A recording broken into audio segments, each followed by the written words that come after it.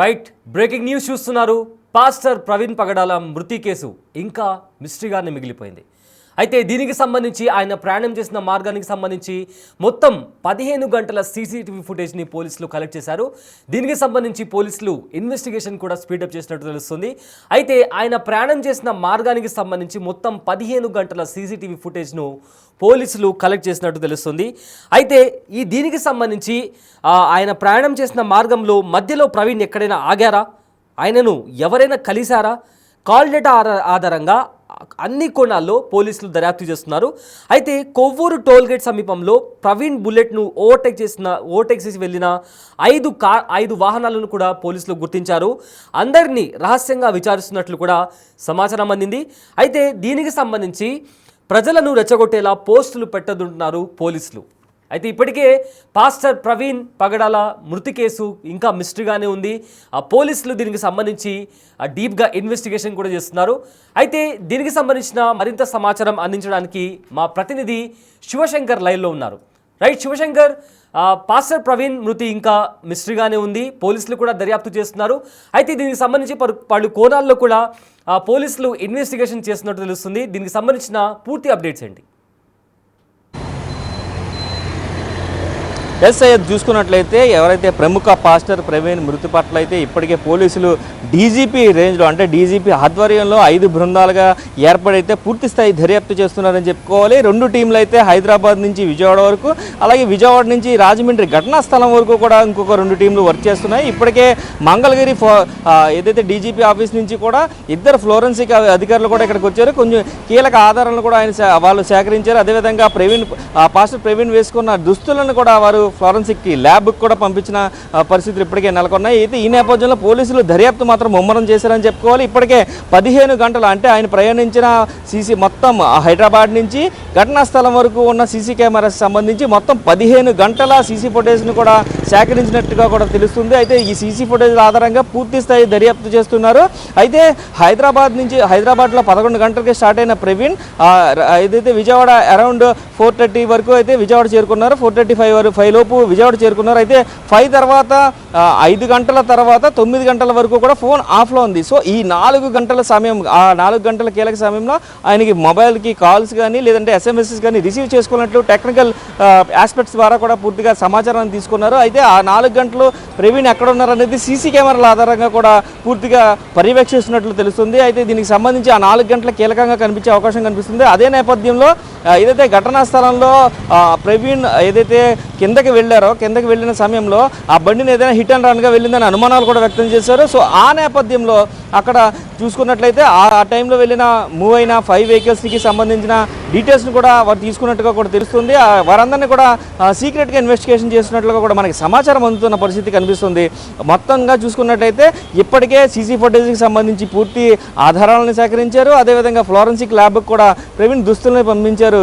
అలాగే క్లూస్ టీమ్కి సంబంధించి క్లూస్ టీమ్ కూడా మొత్తం అక్కడ ఘటనా స్థలాన్ని సీజ్ చేసిన ఏరియాని అంతా కూడా పూర్తిగా క్షుణ్ణంగా పరిశీలించి అక్కడ కూడా వారు కూడా కొన్ని ఆధారాలను సేకరించిన పరిస్థితి ఇక్కడ కనిపిస్తున్నాయి. అయితే ఈ నేపథ్యంలోనే ఈరోజు సాయంత్రం లేదా రేపు ఖచ్చితంగా ప్రవీణ్కి సంబంధించిన పోస్ట్ మార్టం రిపోర్ట్ కూడా వచ్చే అవకాశం కనిపించడంతో ఈ మర్డర్ విషయం ఏదైతే దీనికి సంబంధించి ఇది మర్డరా లేదంటే యాక్సిడెంటా అనేది మాత్రం ఖచ్చితంగా ఈరోజు లేదా రేపట్లోగా పోలీసులు ప్రెస్ ముందు ఉంచే అవకాశం అయితే కనిపిస్తుంది. అదేవిధంగా చూసుకున్నట్లయితే ఎవరు కూడా మత విద్వేషాలను రెచ్చగొట్టే విధంగా వ్యాఖ్యలు చేయొద్దు, ఎందుకంటే ఇది హత్య అని తేలలేదు కాబట్టి దీనికి సంబంధించి పూర్తి స్థాయి దర్యాప్తు డీజీపీ రేంజ్లో జరుగుతుంది. దీనికి సంబంధించిన అప్డేట్స్ అన్నీ కూడా ముఖ్యమంత్రి చంద్రబాబు స్వయంగా డీజీపీని ఆదేశించారు. సమగ్ర విచారణ కావాలని డీజీపీతో ఎప్పటికప్పుడు సమీక్షిస్తున్నారు. చంద్రబాబే రాష్ట్ర సీఎంగా ఉండి నేరుగా ఆయనే ఈ కేసుని సమీక్షిస్తూ ఉండడంతో పూర్తి స్థాయిలో ఇదంతా కూడా పారదర్శకంగా జరుగుతుంది. కాబట్టి ఎవరు కూడా మత విద్వేషాలను రెచ్చగొట్టే విధంగా కానీ ఎదుటి మతాలను కించపరిచే విధంగా కానీ సోషల్ మీడియా వేదికగా కానీ వాట్సాప్ గ్రూపుల వేదికగా కానీ ఎక్కడ కూడా పోస్టులు పెట్టద్దంటూ కూడా ఇప్పటికే తూర్పుగోదావరి జిల్లా ఎస్పీ ఇప్పుడు డీజీ ఆఫీస్ నుంచి కూడా పూర్తి స్థాయిలో అయితే ఇప్పటికే ఆదేశాలు, అలాగే చూసుకున్నట్టయితే దాన్ని ఒక వార్నింగ్ లాగా అనుకోవచ్చు. దానికి సంబంధించి ఎటువంటి పోస్టింగ్లు పెట్టినా కూడా వారిపైన దీని చట్టపరమైన చర్యలు తీసుకుంటా ఉంటూ కూడా ఇప్పటికే చెప్తున్న పరిస్థితులు కనిపిస్తున్నాయి. అయితే పాస్టర్ ప్రవీణ్కి సంబంధించి చూసుకున్నట్లయితే హ్యుమానిటీ యాంగిల్లో కూడా ఆయనకి చాలామంది ఫ్యాన్స్ ఉన్నారు. ఎందుకంటే ఆయన ఫాలోవర్స్ ఎక్కువగా ఉండడానికి కారణమే అది.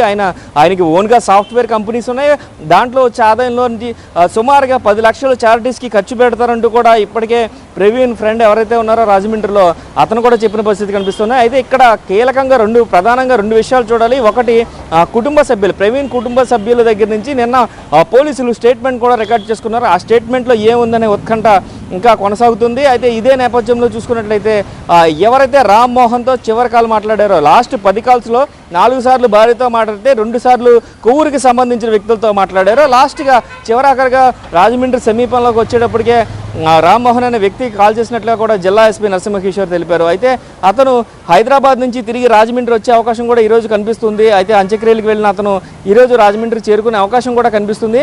అతను నోరు విప్పితే తప్ప ప్రవీణ్ లాస్ట్గా చివరిగా ఏం మాట్లాడారు, విజయవాడలో ఏం జరిగింది అనేది మాత్రం క్లియర్గా తెలిసే ప్రసక్తే లేదు. ఎందుకంటే లాస్ట్గా మాట్లాడింది ఎవరైతే రామ్మోహన్ ఉన్నారో రామ్మోహన్తో, కాబట్టి రామ్మోహన్తో ఏం మాట్లాడారు అనే దాని మీద కూడా పూర్తిస్థాయి ఉత్కంఠ ఉంది. రామ్మోహన్ ఎందుకు భయపడుతున్నారు, ఎందుకు మీడియా ముందుకు రావట్లేదు, లేదా ఎందుకు సోషల్ మీడియా వేదికగా రావట్లేదు, ఎందుకు ఫోన్స్ లిఫ్ట్ చేయట్లేదు అని అనేక అనుమానాలు వ్యక్తం చేస్తున్నారు. అదేవిధంగా చూసుకున్నట్టయితే ఘటనా స్థలంలో ఎవరైతే క్రైస్తవ సంఘ నాయకులు వీరందరూ వెళ్ళినప్పుడు అక్కడ ఒక రక్తం మరకలు అంటుకున్న కర్రను గుర్తించామని చెప్తున్నారు. అలాగే టీషర్ట్ మీద షూ మరకలు ఉన్నాయని చెప్తున్నారు. అతన్ని కొట్టి చంపినట్లుగా అక్కడ పూర్తి స్థాయి ఆధారాలు ఉన్నాయి, మేము హత్య అని నమ్ముతున్నాం అంటూ కూడా వారందరూ కూడా ఓపెన్గా ప్రకటిస్తున్న పరిస్థితులు కనిపిస్తున్నాయి. అయితే ఈ నేపథ్యంలోనే ఏదైతే రెడ్ కార్ హిట్ చేసిందా అనే కోణంలో కూడా పోలీసుల దర్యాప్తు అయితే కొనసాగుతుంది. ఆ రెడ్ కార్ అనేది అక్కడికి సమీపంలో వెళ్ళింది. సో దీనికి సంబంధించి సీసీ ఫుటేజెస్ని 24 లెన్స్తో జూమ్ చేసే ఒక ప్రత్యేకమైన బృందం కూడా ఇక్కడికి వచ్చిందని కూడా పోలీసులు చెప్తున్న పరిస్థితి కనిపిస్తుంది.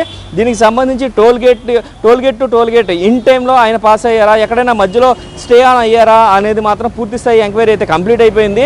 అయితే విజయవాడలో మాత్రమే ఒక 5 గంటల నుంచి 9 గంటల వరకు విజయవాడలో స్టే ఆన్ అయినట్టు కనిపిస్తుంది. ఆ విజయవాడలో ఉన్న 4 గంటలు ఎక్కడ ఉన్నారు, ఎవరితో మాట్లాడారు, ఎవరిని కలిశారు అనే నేపథ్యంలో కూడా పూర్తి స్థాయి ఎంక్వైరీ జరుగుతున్న పరిస్థితులు ఇక్కడ కనిపిస్తున్నాయి. అయితే అక్కడ మాట్లాడిన వారు ఎవరు ఏంటి అనే కోణంలో కూడా పోలీసుల ఎంక్వైరీ అయితే కొనసాగుతుంది. ఈరోజు సాయంత్రం లేదా రేపు ఏదైతే పోస్ట్మార్టం రిపోర్ట్ వస్తుందో, పోస్ట్మార్టం రిపోర్ట్ వచ్చిన తర్వాత జిల్లా ఎస్పీ కావచ్చు లేదంటే డీజీ ఆఫీస్లో అయితే ప్రెస్ కాన్ఫరెన్స్ పెట్టి క్లియర్గా అంటే పిన్ టు పిన్ అబ్జర్వేషన్ పోలీసులు ఎలా ఇన్వెస్టిగేషన్ చేశారు, దీనికి సంబంధించి పోస్ట్మార్టం చేసిన డాక్టర్స్తో కూడా ఒక ప్రజెంటేషన్ ఉండే విధంగానే ప్రెస్ కాన్ఫరెన్స్ కూడా ఉండబోతుందంటూ కూడా మనకి సమాచారం అందుతున్న పరిస్థితి ఇక్కడ కనిపిస్తుంది. సయ్యద్. రైట్ శివశంకర్, అయితే దీనికి సంబంధించి ఒక సీసీటీవీ ఫుటేజ్, అంటే మొత్తం మీద ఒక 3 సీసీటీవీ ఫుటేజ్ రిలీజ్ చేశారు. అయితే ఒక దగ్గర ఆయనను క్రాస్ చేసి వెళ్ళిన తర్వాత ఎక్కడైతే యాక్సిడెంట్ జరిగిందో ఆ దుమ్ము లేచింది. అయితే ఆ ప్లేస్లో అక్కడ ఉన్నది ప్రవీణ్ కుమారే అన్న గ్యారంటీ ఏంటి అన్న క్వశ్చన్ కూడా రైజ్ అవుతుంది. ఎందుకంటే బుల్లెట్ బండి మీద వెళ్ళిన ప్రతి ఒక్కరూ ప్రవీణే అవ్వరు కదా అన్న క్వశ్చన్ కూడా రైజ్ చేస్తున్నారు. అండ్ అక్కడ ఆయన పడిపోయినప్పుడు కూడా, అంటే ఆ యాక్సిడెంట్ జరిగిన స్పాట్లో ఎప్పుడైతే ఆ కార్ క్రాస్ చేసి వెళ్ళిందో మేబీ ఆయన ఆ కార్ గుద్ది ఉండొచ్చు అని కూడా ఒక అనుమానం వస్తుంది. కానీ అక్కడ పడిపోయింది ప్రవీణే అని అంత ఖచ్చితంగా ఎలా చెప్పగలుగుతారు? మొత్తం సీసీటీవీ ఫుటేజ్ కూడా రిలీజ్ చేయాలని కూడా డిమాండ్ చేస్తున్నారు. అయితే ఈ క్వశ్చన్కి సంబంధించి, ఈ అనుమానాలకు సంబంధించి పోలీస్ దగ్గర నుంచి ఏమన్నా అప్డేట్ వచ్చిందా?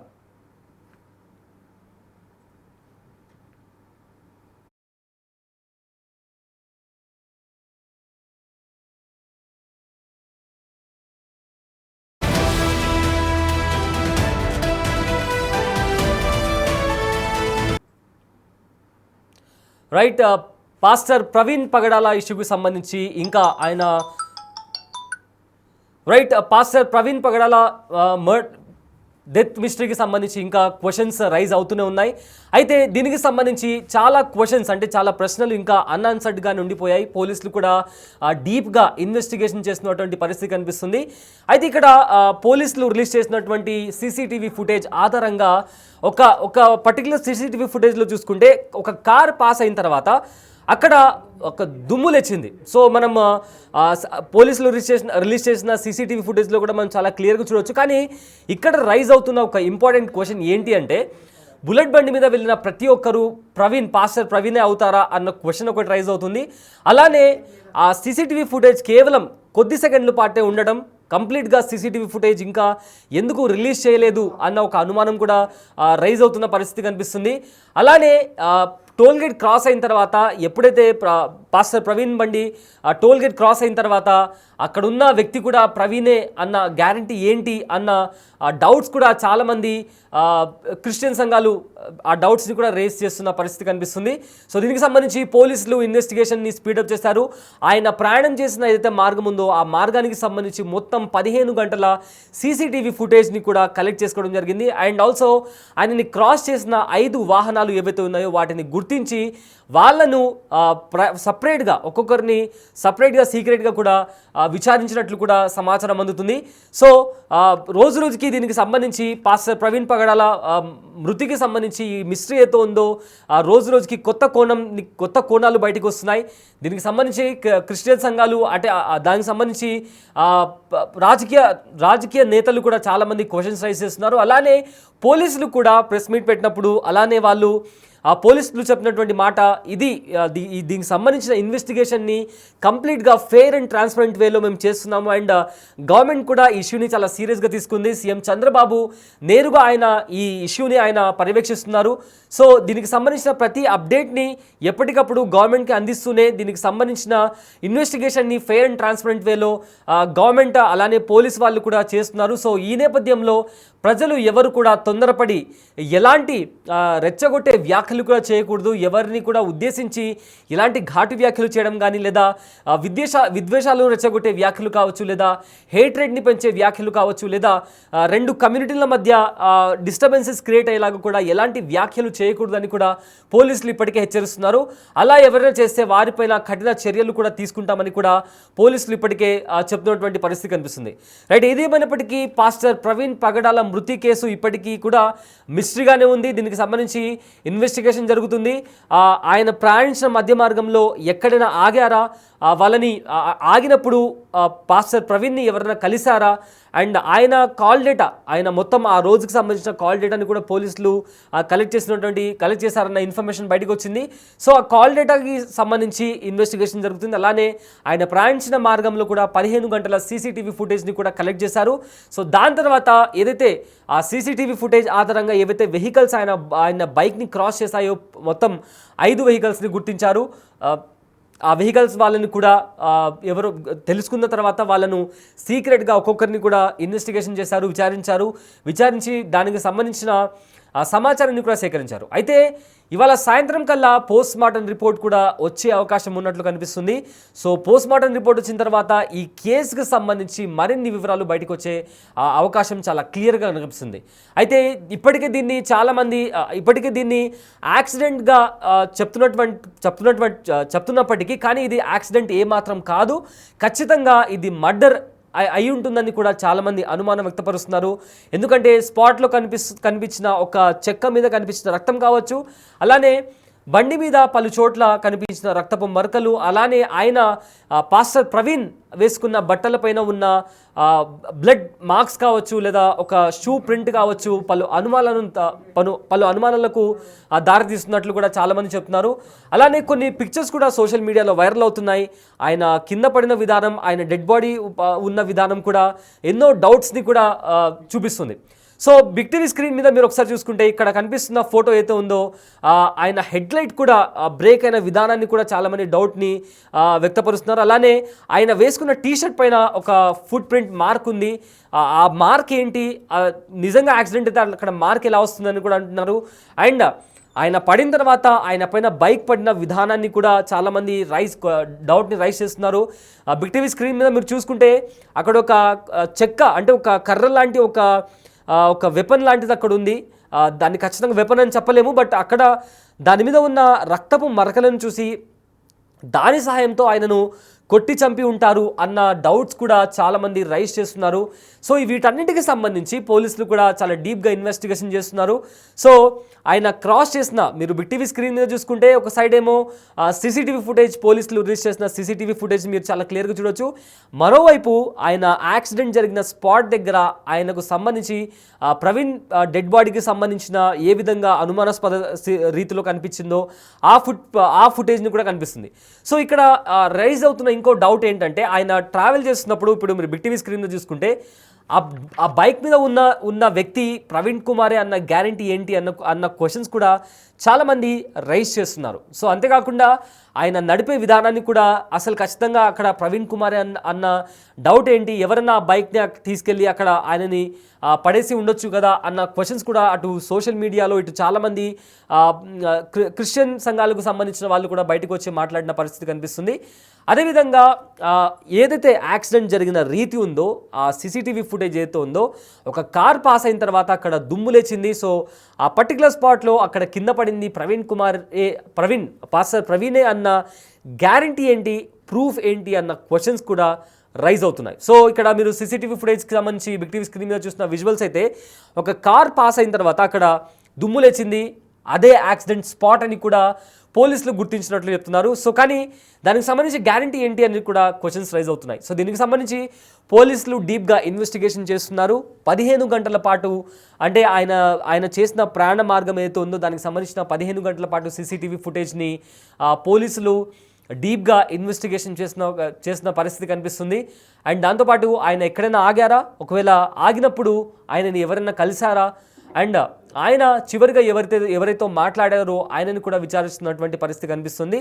సో ఈ మొత్తం మీద ఈ mystery pastor Praveen Kumar death అనేది ఒక పెద్ద మిస్టరీగా, ఒక పెద్ద క్వశ్చన్ మార్క్గా మారింది. ఇప్పటికే 3 రోజులు అవుతున్నప్పటికీ దీనికి సంబంధించిన చాలా ప్రశ్నలకు సంబంధించి ఇంకా సమాధానాలు బయటికి రావాల్సి ఉంది. అండ్ ఇవాళ సాయంత్రం కూడా పోస్ట్ మార్టం రిపోర్ట్ బయటికి రావాల్సిన పరిస్థితి కనిపిస్తుంది. సో పోస్ట్ మార్టం రిపోర్ట్ బయటకు వచ్చిన తర్వాత వీటన్నిటికీ ఏవైతే ప్రశ్నలు ఇప్పుడు బయటకు వస్తున్నాయో, ఏవైతే అనుమానాలు బయటకు వస్తున్నాయో వాటన్నిటికీ సమాధానం దొరికే అవకాశం కనిపిస్తుంది. అయితే పోలీసులు కూడా దీనికి సంబంధించి డీప్ ఇన్వెస్టిగేషన్ చేస్తున్నారు. ప్రభుత్వం దీన్ని చాలా సీరియస్గా తీసుకొని దీన్ని ఫెయిర్ అండ్ ట్రాన్స్పరెంట్ వేలో మేము ఇన్వెస్టిగేషన్ చేస్తున్నాము, ప్రజలు ఎవరు కూడా భావోద్వేగాలకు లోనై ఎలాంటి హింసకు హింస చేయొద్దు, ఎలాంటి హేట్ స్పీచెస్ కానీ లేదా విద్వేషాలు రెచ్చగొట్టేలాగా ఎలాంటి మాటలు మాట్లాడవద్దు, ఒకవేళ అలా చేస్తే ఖచ్చితంగా కఠిన చర్యలు తీసుకుంటామని కూడా అటు ప్రభుత్వంతో పాటు ఇటు పోలీసులు కూడా హెచ్చరిస్తున్నటువంటి పరిస్థితి కనిపిస్తోంది.